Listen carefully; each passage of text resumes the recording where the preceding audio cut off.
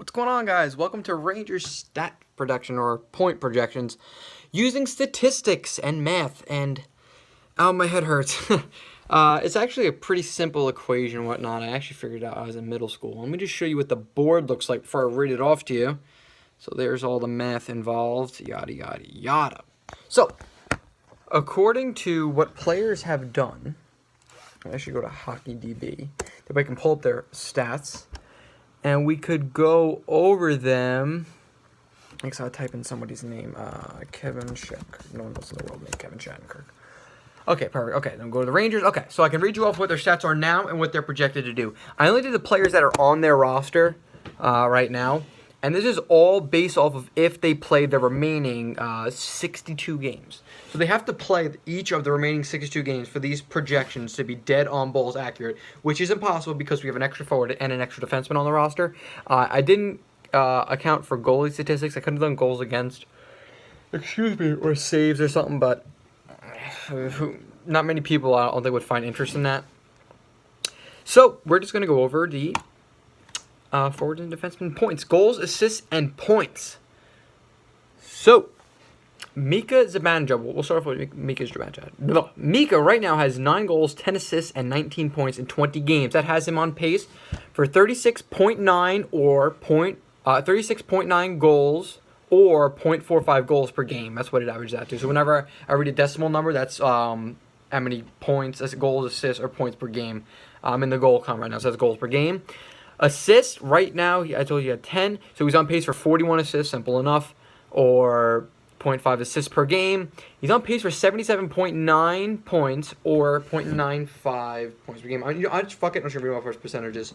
So yeah, he's a point in 95% of the games. That's pretty good for Zibanejad. Now, granted, we're only 20 games in, so these numbers are a little bit skewered, so hang in there.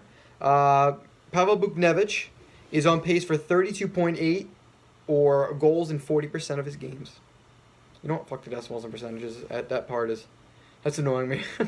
I'll just show you it afterwards. So he's on pace for 32.8 goals, 32.8 assists, and 65.6 points.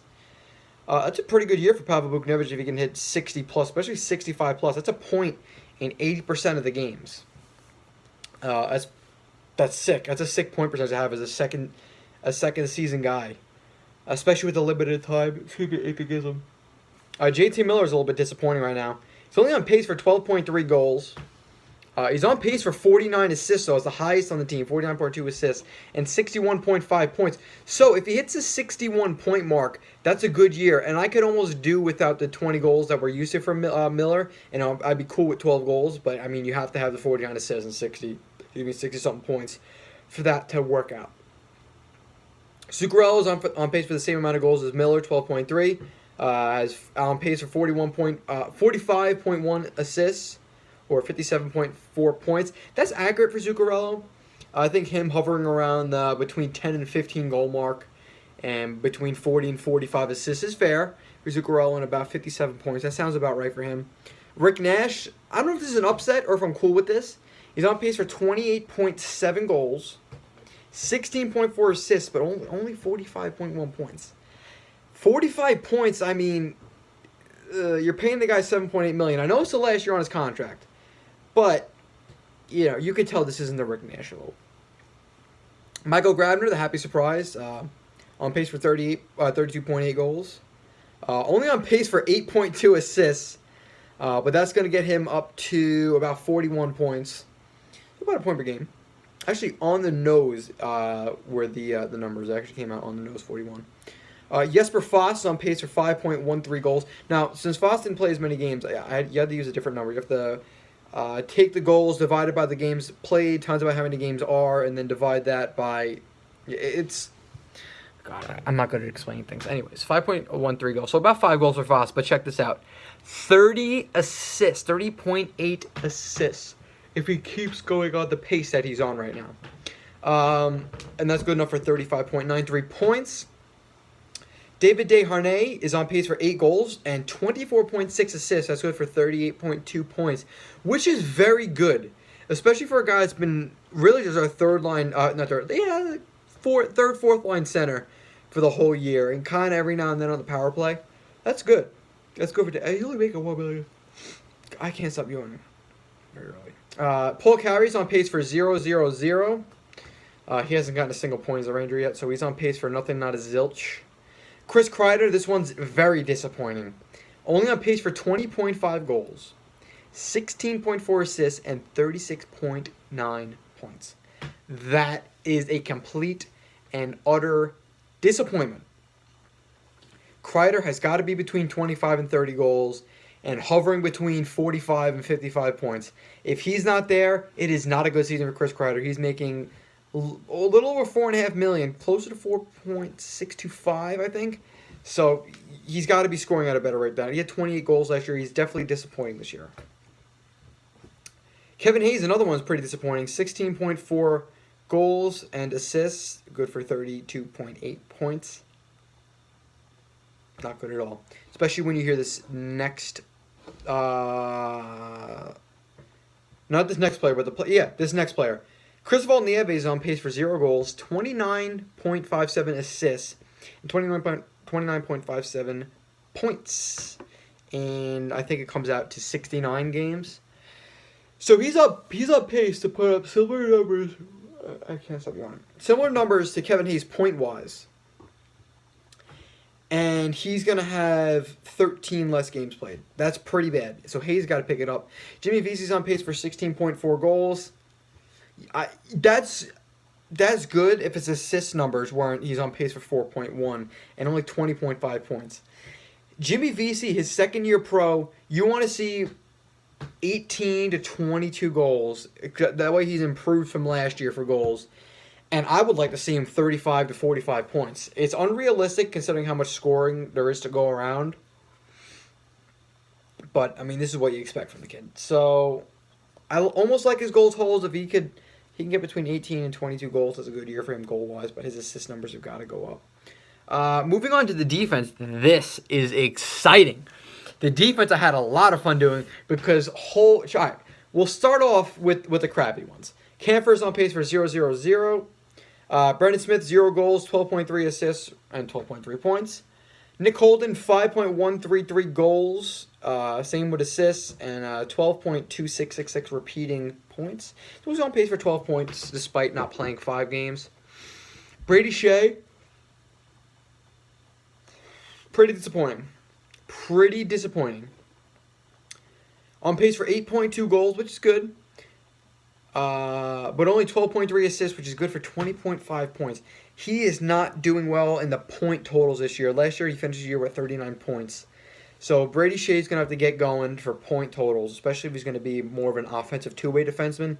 Although I think he's a pretty solid two-way defenseman. He's got a very sound defensive game and just adds offense to it. Mark Stahl's on pace for 4.1 goals, 8.2 assists, and 12.3 points. Mark Stahl is the sharpshooter from the back end. Now, this is where it gets very, very exciting. We'll start off with Ryan McDonagh. 0 goals. He's on pace for 49.2 assists. So we could potentially see a 50-assist season out of Ryan McDonagh from the back end, which would equate to 50 points, because he hasn't scored a goal yet. So it's very exciting for Ryan McDonagh. But my personal favorite, Kevin Shattenkirk. Let's take a look at Kevin Shattenkirk's point projection. He's on pace for 20.5 goals. That is more than Hayes, Vesey, tied with Kreider, Desharnais, Fost, Zuccarello, and Miller. And he's tied with Miller and McDonagh for the team lead in assists projected, 49.2 assists, which brings him up to a grand total of Kevin Shattenkirk being on pace for 69.7 points. We could have a 70-point defenseman if stats do is true and hockey wasn't a real game and it was all based on statistics. We have a 69-point defenseman on our team. Nearly 70.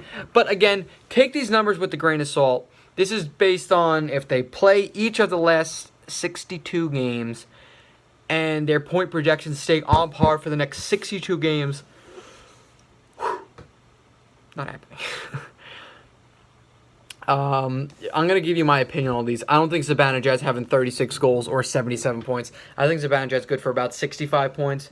Buchnevich, I'd say, is good for 55 to 60. I think Miller's good for about 60. Zuccarello, 55. Nash, 45, fair. Grabner, I'd say Grabner's going to have 25 goals, but he'd probably only have like 35 points. Fost, I'd say about 25 points. Desharnais, 25 points. Paul Carey, you know how I feel about him. Kreider, honestly, the way he's playing right now, I think these stats are pretty accurate, so I'll stay with 37. Hayes, he's got to fix his shit, but I could see him getting 50 points this year. VC, I could see him getting between 30 and 45, but that's a big gap right there because I'm really not sure about VC this year. Nieves, 10 points, 15 points. Shattenkirk, I'd say 55 is fair. It's a fair number. McDonough, 45. Stahl, 10. Shea, I think Shea is the long season. The kid's a beast. He'll fix himself. I can see Shea getting 40 points this year. Nick Holden, I think, is good for about 15 or 20. Kampfer, you know how I feel about him. Zilch. Brendan Smith, 10. I put him on the same pace as Marc Stahl. I think Brendan Smith sucked this year so far. He's got a lot to make up for and a big contract, too. So, those are Rangers point productions. I'll be doing these every 20 or so games. So the next time I do this, I'm going to do it at the 41 game mark. That way it's much easier to calculate.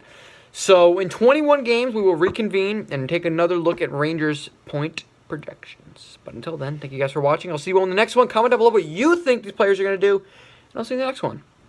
Peace.